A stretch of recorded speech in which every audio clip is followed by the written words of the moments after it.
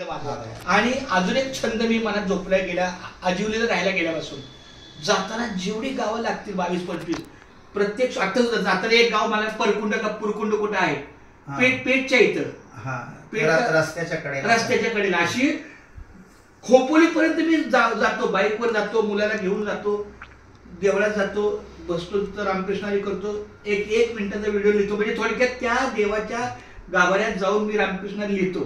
ती एक आठवण की मी ह्या ठिकाणी जाऊन आलो.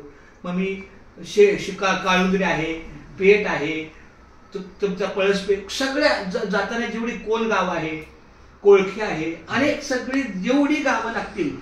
आता इथं जर मी जाताना बघणार शिवकरला आता एक मंदिर आहे, हे मंदिर उघड असं तिथं बसणार 1 मिनिटं रामकृष्णारी करणार, एक आठवण.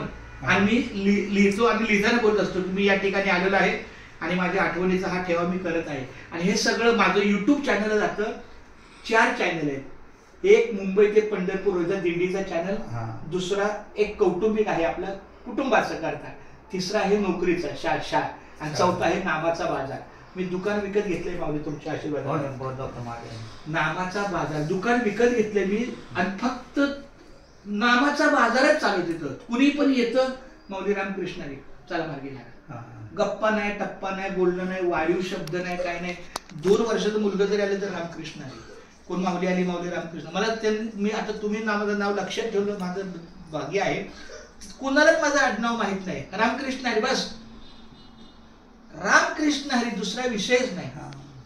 आता हे जे आहे हे नामस्मरण, आपलं मन स्थिर राहावं, आपल्या मनामध्ये दुसरे विषय येऊ नये म्हणून हे करतात.